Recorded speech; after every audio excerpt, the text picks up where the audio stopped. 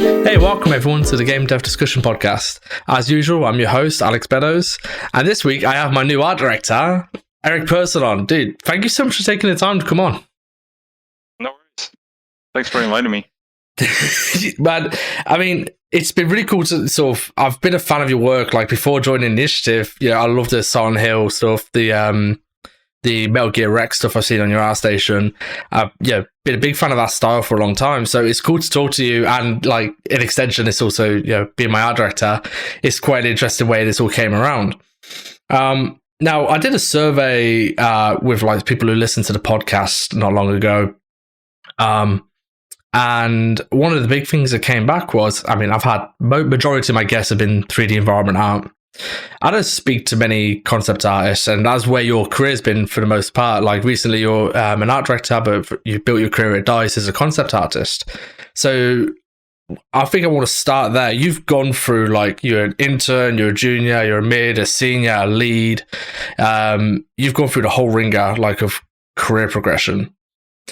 I want to start with, I guess, what does career progression look like for a concept artist? And what I mean by that is, as an environment artist, the difference between like a mid to a senior is probably I just have more tools in my toolbox. I know how to solve more problems, which are really technical.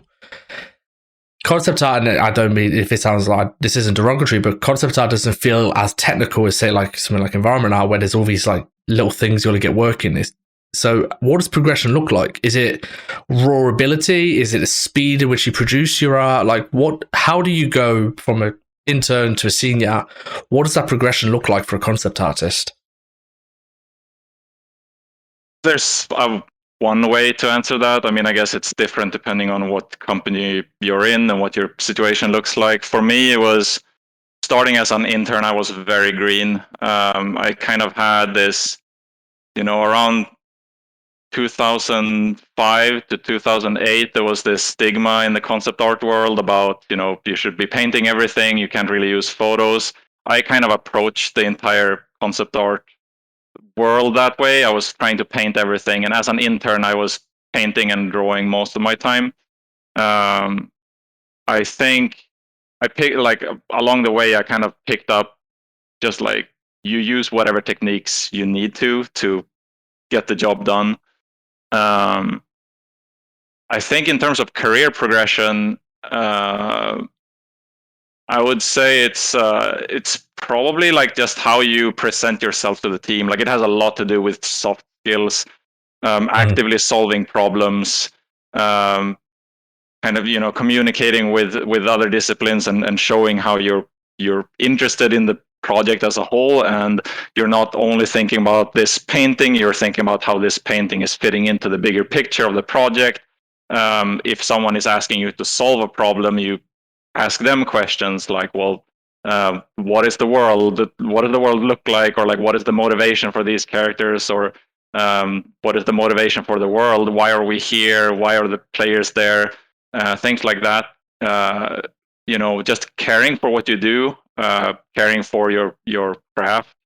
I think it's stuff like that is, allowed me to step up and take more responsibility along the way, because that's basically what happens as you take on higher positions, going from intern to mid-level to senior. Like the step between mid-level and senior for me was coaching new people on the team, kind of showing them how to do things, or just like how to approach the work, things like that. And then the biggest step was probably like from senior to lead. That's when you need to run your art team. For me, that was like I kind of came out of the team in Stockholm, and I moved into a team here in LA. And our team here was very small, so it wasn't that huge step for me. Like I had two other artists that I worked together with. But it did change a lot in terms of mindset, like I had a lead in Stockholm who could always help me out with everything. And like now I don't have him anymore. That was kind of the, it was a bit like kind cutting the umbilical cord or something. Yeah. You kind of you got to sort of you're thrown into the deep end now. You haven't got a lifeguard to keep an eye on you. I want to go back to that first point though. You said when you first got in, you were an intern. There was a bit of a stigma around, everything has to be painted, not referencing all photo bashing and stuff like that. Now, this is common in like 3D, and that's normally when a new software comes out. So we're seeing it right now with Megascans. You can't use Megascans, it's cheating, and we see that quite often. What sparked that in sort of the concept art world? Because it's not like photo bashing or like leveraging photos in the concept art is like a software revolution. I mean, you've probably been able to do that since the existence of Photoshop.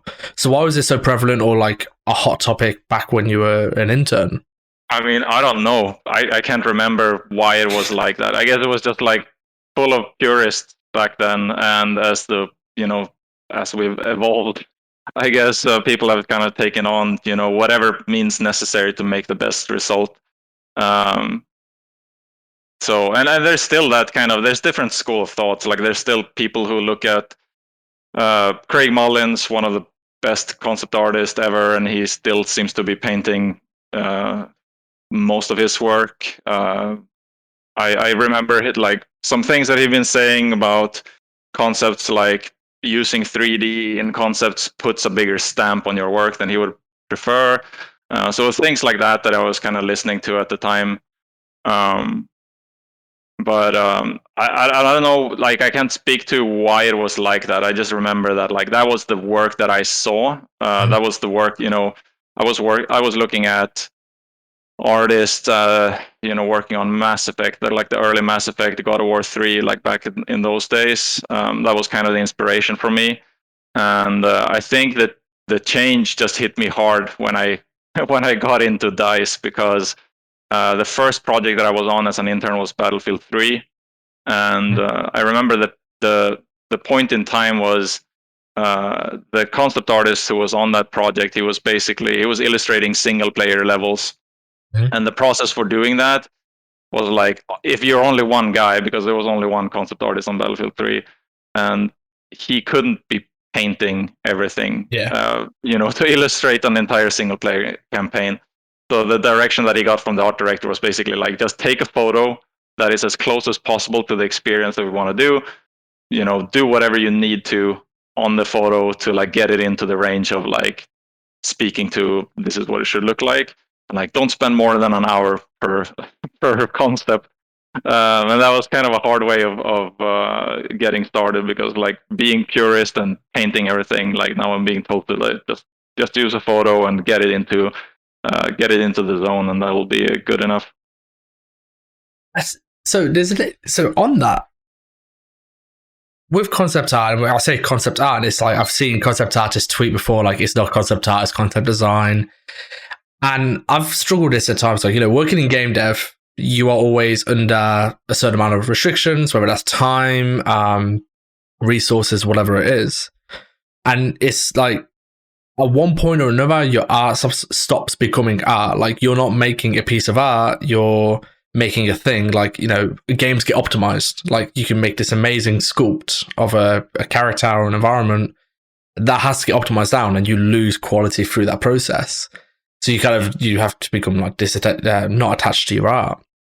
I'm guessing that's kind of the same with what was happening there at the time then. Like, if you're having to photo bash, and like you said, like a day or an hour to like each shot, it's like you're not really producing art at that point, because your art you'd probably spend a whole like week, 2 weeks, months, whatever on.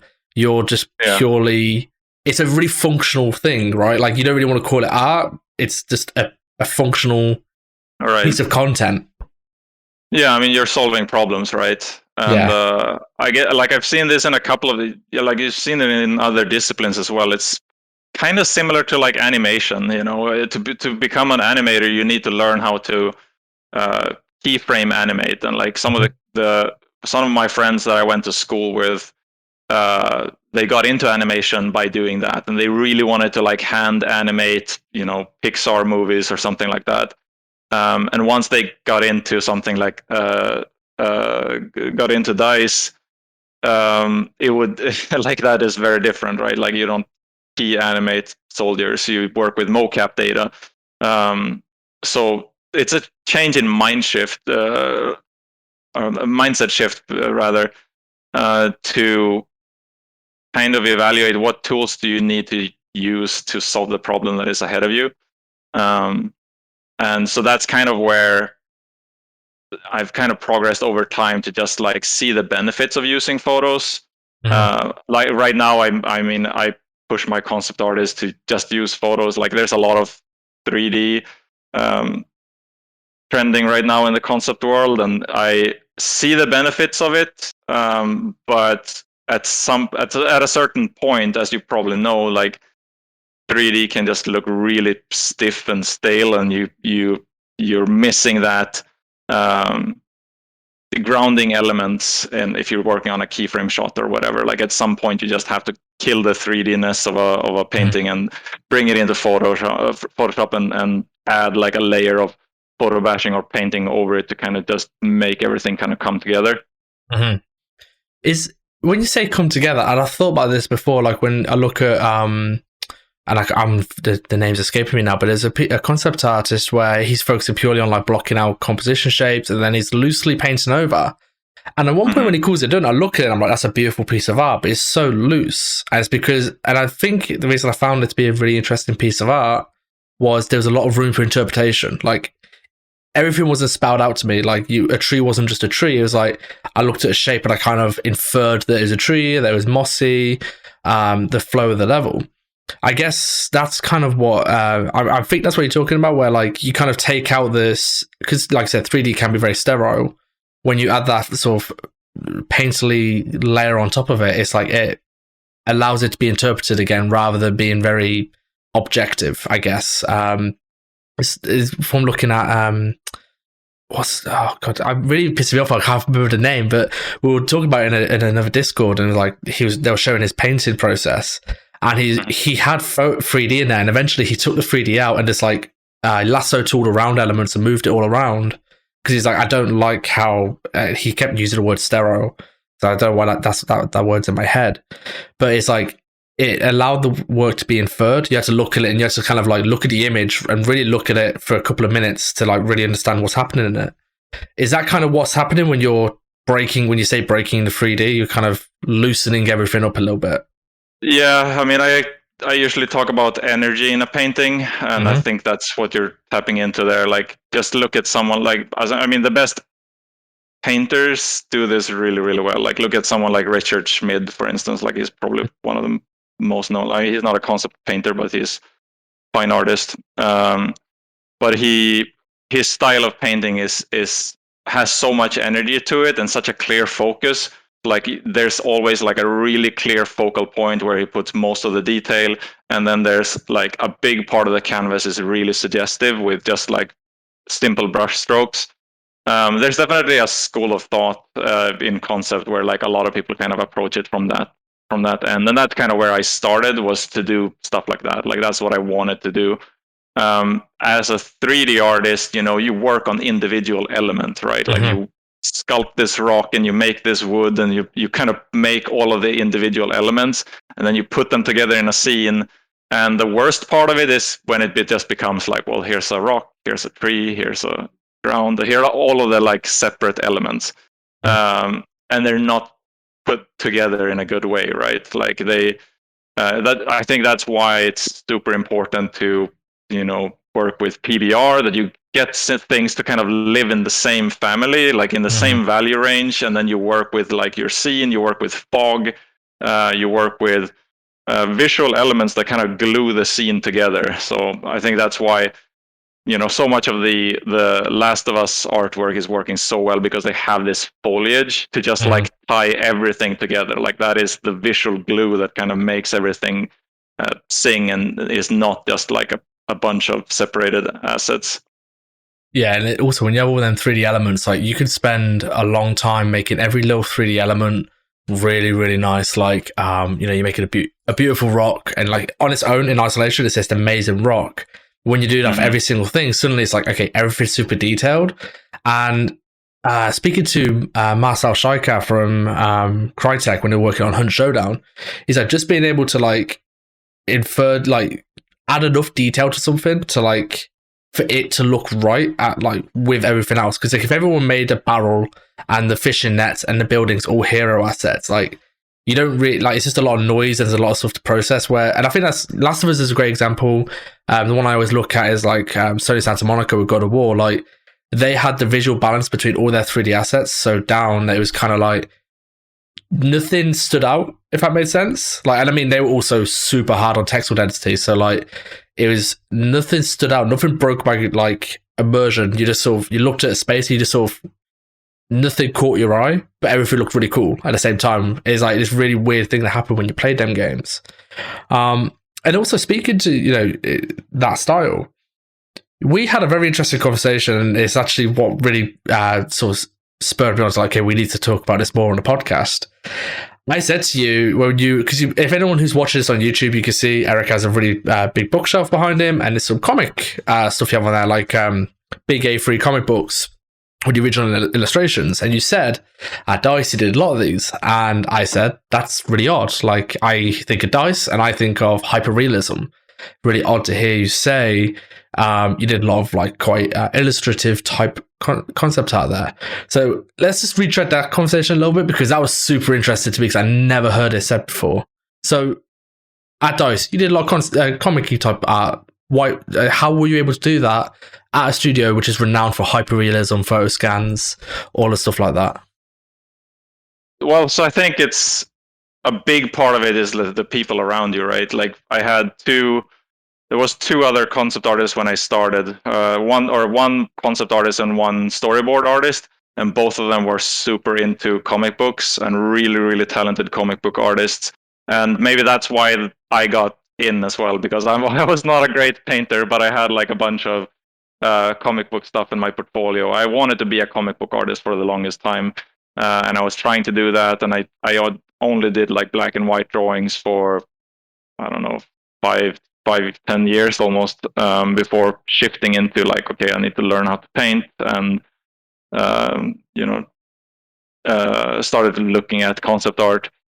So that definitely influenced me. You know, we would go to comic book stores at lunchtime and just like dig through the shelves of all of the comic book artists that we look up to.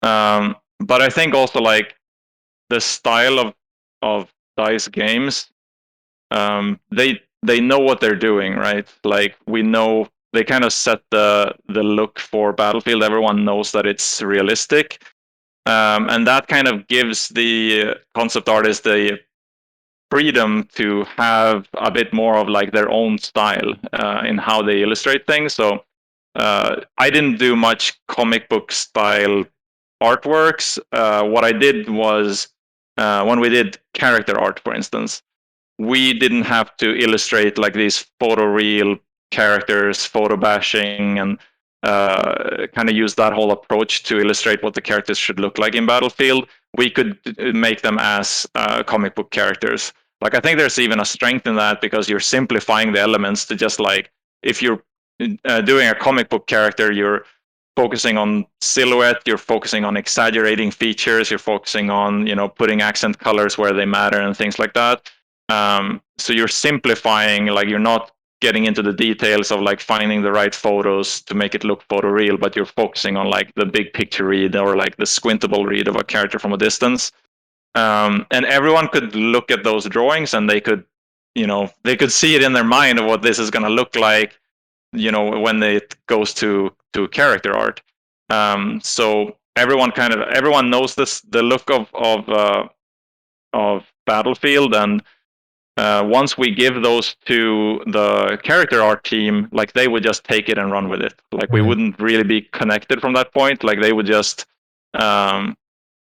they would look at our designs, they would look at gear online, so like they would purchase equipment and uniforms and all of this. They would dress it up on a mannequin, photo scan it, and it would, you know, it was pretty cool to see that process. You know, you did a doodle at some point, and then it turns into like the photorealistic characters that you see in the game. I think one great example of this is in the Battlefield 1 art book. There's some really early exploratory sketches that we did on the concept team, which was just, exploring shapes, like what is interesting about this time period, what does the mask look like, how do we, use capes and things like that for interesting silhouettes.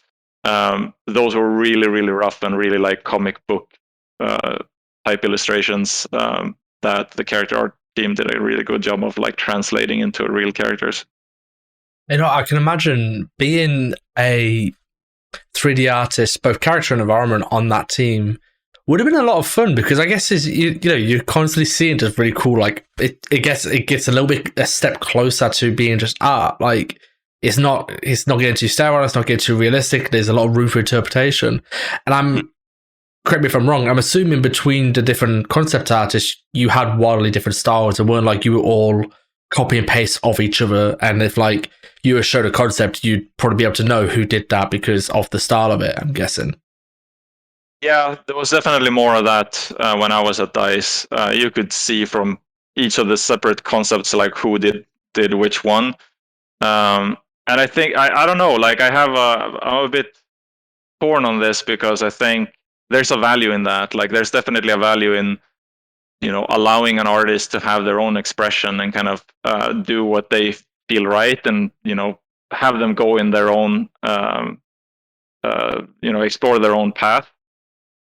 I do think it has been proven to be tricky on other projects that I've been on, when you're early on a project and you have execs that needs to see what the project is going to look like. So you have like, you need to present something to higher ups, or there's always people proving the steps to continue the project, right? So for new IPs, or like being early on a completely new project when you don't know what that look is, I think it is very important to be consistent. That like all of the art pieces that you put together feels like it belongs in the same world. That you don't have like some concepts that are cartoony looking, that you have other concepts that are photoreal. Like then, depending on who you present it to, they won't be able to make out what you're actually trying to do, which is a problem that I've seen on some previous projects where we did have like a range of styles and it just caused confusion. Yeah, and that's where I look for inspiration with studios like Naughty Dog is definitely really good at like unifying their style. Mm-hmm. You can kind of pick out still like with some of those guys like who did what, but in general, like it's super consistent, all of the work that came out for Last of Us 2. And there are other studios like that. Quantic Dream did a really good job with like the consistency of their concept art for Detroit Become Human. I think they had like 5 or 6 different concept artists, but like I can't tell who did which art piece. And that it has its own strength, right? Like then it becomes really clear. Like the vision for this is extremely sharp. Yeah. And once if they were to make a sequel to Detroit, then maybe you could explore more a wider range of styles and kind of let people do what they like. Well, I guess you basically want to leave on something earlier or newer. You want something that leaves very little room for interpretation, because, like I said, you probably still think like you don't want someone to interpret something wrong, run with it, and you're like, oh no, that you not that weren't what we were going for. And I think I got really shown this at my couple of studios ago when I was working more like I was meeting clients and I was speaking to investors. It's a much smaller studio, and I think it's quite easy for us to get to echo chambers when you're around creatives. And I don't mean like, just artists. I mean, I think producers, they spend so much time around artists, they pick up a lot of lingo and terminology and the ideas. Producers, artists, designers, we're very used to people who are creative. So when we're like, you show like a illustrative type character, like in any of them, people see it, they're like, no, I can imagine what that is because of its Battlefield. I can connect the dots and I get it. Whereas you show like someone who's a board member or executives, they're like, they don't on the day-to-day have to think that way. So you show them something, they're like, I thought we were making a realistic game. This is comic book. No. Just imagine that realistic. what do you mean? Imagine, look, that's a comic character. You just showed me a comic character. It's like, oh, God, no, you're not. Almost exactly that thing happened on a project that I was on. Yeah, it's so frustrating. And then it's like, it's hard because we also speak, like, I've said this many a times, like, every discipline speaks its own language. Art itself speaks its own language. So it's very hard to have a conversation with somebody where it's like, if I was speaking to a producer, this actually happened to me when I was like, oh no, you're missing the point. We're just worrying about the macro forms and we'll worry about the micro detail later. And he was like, what the fuck do you mean? What do you mean macro? Like, look, it looks wrong to me. And I'm like, oh, he said it looks like it looked like a PS1 game. And it's like, yeah, because we're only worrying about the macro forms. And that's the conversation. And we made no head. We had to like go back to drawing board and like develop it more. And it was like, he just spoke a different language to me, and we just could not like move forward on something. And it was a big reminder, like, yeah, we end up in a little bit like an echo chamber, I guess. Like, it is you're around people every day, speaking to people every day who all speak your language, and then you go step out of that, like, into normal life, with my family or anyone else, and I have to relearn how to speak like a normal human being again. But with this though, there's one thing you also mentioned, and off air, and I want to really explore this. You mentioned you explored like different ways to produce concept art. One of them being, say, like 360 art. Mm-hmm. I just want to talk about what that process looked like, the idea of it, the like process, and what the outcome was. Because my immediate thought when you mentioned that was, is that just a cool novelty, or is that actually beneficial to us in terms of understanding a project better? So the 360 stuff, how did that come about? What was it like? Yeah, I mean, that's exactly the question that we were asking ourselves as well. I would say, so this was back when I was working at DICE LA, and I had a team of 2 other guys that I was working with. So as a lead, I wanted to kind of spark the conversation of like, how do we take this to the next level? Like, how do we kind of explore new ways of doing things? It was around the time when I was starting to pick up Blender. So I learned Maya back in school, so I was using Maya now and then, but I haven't been using Maya a lot for concept art because I don't like Maya. Like, it's just a beast of a program. It takes like 5 minutes to just open the damn thing. It's so true. It is, like, it's awful. Why is it so slow? Compared to Blender, which is a much bigger piece of software. Exactly. It has more stuff, and it's like instant. It just opens in 2 seconds. So that's the first selling point for Blender. Anyway, we were exploring a lot of different techniques and kind of processes for, what can we do to kind of take concept art to the next level, or like, how can we... It was just like exploratory. Like, we weren't thinking that we would, break any new grounds or anything, but like, I honestly, like, there was nothing that we really came up with. It was more like, I think Jama's tutorials came out at the time with the 360 painting, and we were like, well, this looks cool, but like, what can we use it for? I know there was a bunch of there was a bunch of tutorials that was kind of showing like drawing in 360. So 360, maybe I should just talk about what I mean. It's basically when you, in Photoshop, you can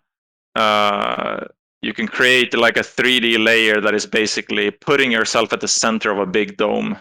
So you can rotate the camera around, and you can basically draw from the inside, you kind of draw the space around you, and then you can kind of turn around in there, and you can get like it can be very immersive when you do that. So like, you can see what your project is going to look like if you're painting from the inside of that sphere or whatever.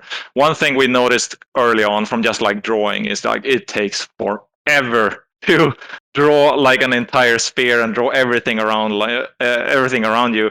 Like, you will start in a corner like this, but then like, oh, there's so much to the visual space around you. Like, that takes forever.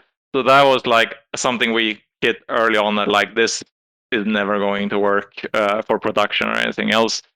So what we started doing was building things in 3D, putting a camera and rendering out an equirectangular image that we then would open up in Photoshop, and which would basically allow you to, like, if you do your concept from you're blocking things out in 3D early, and you get it projected onto that sphere. Then you can like photo bash or paint on top of that. That was a much better starting point, because like you have perspective, you have lights, like all of that is just like it works in the 3D space. You have scale references and all that. So that was getting us a little bit closer, and we were like, okay, we could maybe use something for this. I still haven't been on a project where we ended up using it early on. I guess like that could be one way that it could be used. For a project early on, you could render out these spheres as like, imagine the game looking like this, and you can show it to someone. You can even like export it to VR maybe, and like give someone a headset, and like they can look around and like, oh yeah, this would be a cool game. So you can kind of show that experience early. But what the only use case that I had was pretty late in production on one of the Battlefield 1 expansion packs. I rendered out. We got one of the engineers to implement the functionality in Frostbite. So basically, from any point in the world, he would render a cube map, like a 6-based cube map, that you could export, and you can convert it to equi-rectangular format. And that was useful because then I could do paint overs of our game in 360.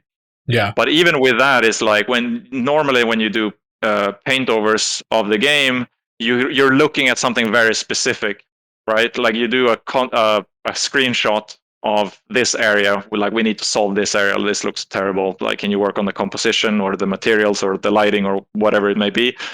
When you're rendering out a 360 view, you're not looking at anything, you're taking in the scene basically. Yeah. Like it would be very hard for me to say that like, look at the detail right here, like here's where I did like my paint over. So what I found the only thing I found it being useful for was to render out a point in the world and do a broad strokes paint over of like atmospherics, lighting, and what like the mood should be in that shot. So like color grading and that kind of stuff, and like painting in clouds and wispy fog layers and things like that. Like that, it really helped for that to kind of then send that off to someone, have them open it, and kind of look around and see like, okay, this is what we're aiming for. Other than that, I don't think that we found any good use for it, and it's not something I use today. So you said that is kind of like you're seeing different ways to produce concept art. That's the original like kind of a driver for it. Mm-hmm. Was there a reason that you were looking for other ways, or like your team was looking for other ways to produce concept art? Like, were you trying to solve a particular problem, or was it more just curiosity, or like, hey, this is another way, another type of art we could produce, let's investigate it? Or was there an actionable thing like, oh, we need to look at different ways to make concept art for X, Y reasons? Was it curiosity, or was there like an objective reason behind it? There was no reason behind it. It was more curiosity, like keeping people engaged. I guess that's a big benefit, like just keeping the team excited and forward-looking, and it kind of helps. It for me, it kind of goes back a little bit to the mindset from school, where we were learning a lot of new software, and we were kind of looking into all of the new technology that was coming along. And so for me, it was just like that. It was just curiosity. It was just like, hey, can we be more efficient? By using this, is there something we can do here? We've been exploring sculpting in VR, for instance, and drawing in VR. Is there a use for that? And some of the artists that I work with still uses that for concept. I would say it's a great way to block out big shapes. Yeah.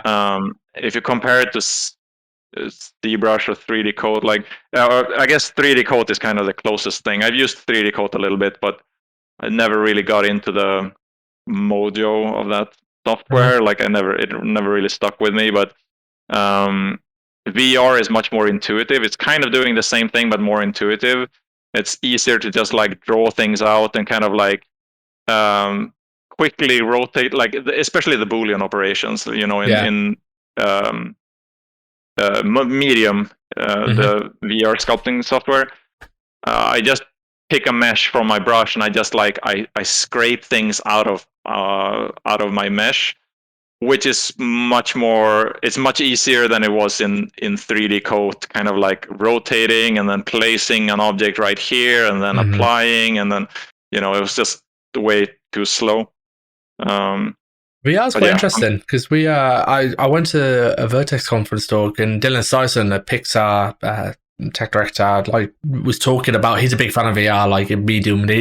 Photoshop did for a bit like these Medium battles where like they'd have two artists, like 5 minutes, scoop something. They would give it like a cue, and he was part of that. But we were talking about like concept art. He showed me a couple of videos, and it was like, he said it was very, he found VR painting to be very beneficial to the artist, not so much to the viewer. Like to the artist, they're very, because you can't really get bogged down in details. He said, he was like, it's very hard to get micro. You have to be very broad, and that kind of forces your hand into being very deliberate with your shapes, all these big big forms, and it allowed them to cover a lot of ground very quickly and stay out of the detail, and allow them to, like, you know, really figure out them big shapes quickly. And then he said it was quite nice to export that out and then go into Photoshop and work into it a little bit more once he solved them big problems. And I was like, okay, that I could see. Like, and you watch the video of them working, you can see them looking around and going, yeah, this isn't really flowing. He just sort of starts spraying. That's the way I could describe it. It's like a spray paint, it looked like, when he was working. And I'm like, I could see the use case for that. Like I said, it's not great for the viewer of the art. Like, it's probably a bit of a mess. But for the artists themselves, it looked very beneficial for them to figure out stuff without being kind of hamstrung or going down, like, you know, they find one bit they like and then suddenly they're like painting little grass blades and shit like that. And it's like, okay, you've probably gone too far with that little section. That seemed beneficial. I found like two really great uses of it. So for mesh creation, I would say like organic stuff. It works better for me to like draw something out in Medium compared to like I guess like in ZBrush the equivalent would be to like put these spheres and kind of pose those and drag those around and create a mesh from that. In Medium, I would like to just like be able to draw things out. So like actually like creating the starting point is really easy to do in VR. The other thing is for something more structural like architecture or something, it's not the greatest for doing stuff like that. At least not Medium. Maybe there's other software that I haven't tried yet. But what I found was really cool was I did some architectural pieces in Blender. So I did them, you know, traditional modeling, low poly, exported them to Medium and imported them so that like all of the separate objects would be separated inside of Medium as well. And so I could kind of like pick them individually and work on them individually. And what I really found useful there was taking like a rock brush or something on my sculpting tool and kind of dig out of architectural pieces. So like imagine, I think I was doing like a pillar at the time, and I was kind of imported it from Blender, super high resolution, but then I was kind of like digging out of the mesh in Medium. And it was really, really fast and intuitive to do that. And because I pick a 3D brush, like it grabs that entire thing, like that chunk out of the mesh. You could do something similar in ZBrush, but like in ZBrush, you're more manipulating the surface rather than like digging out the voxels. So I found it useful for that. I haven't done too much of that since, but it's a workflow that I find really, like, just as an artist, it's super fun to change up your workspace, you know, go into VR for 5-10 minutes. I can't really stomach being in there more than that. But oh, really? Doing some really quick Boolean operations in there, and then you kind of export the result and take it into ZBrush for, you know, more detailing. It's pretty cool. So, just speaking of software, there's something quite interesting about your portfolio that I noticed. You know, when we mentioned previously, you know, concept art, you're designing, you're problem solving. There's like a different type of designer which I've seen, which are these hard surface gods who like everything's, you know, the perfect topology, booleans, and they're kind of like, it's far more precise design, like they're designing the form and function of a vehicle or a gadget or a weapon.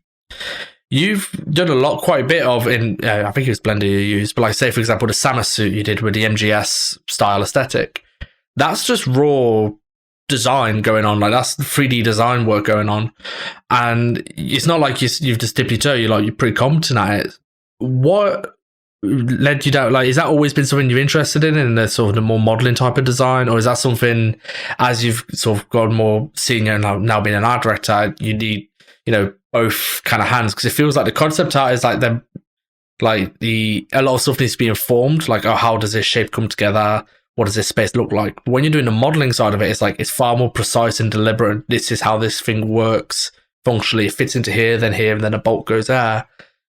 Where did that come from? Like that curiosity? Is it just the problem solver in you just led you down that rabbit hole? Where did all that come from? I don't know where it comes from, but I would say about the Samus suit. So that's all ZBrush. And I actually find it pretty difficult to work in 3D and design at the same time. ZBrush and VR is probably like the only exception for that. To me, like I don't feel like the tool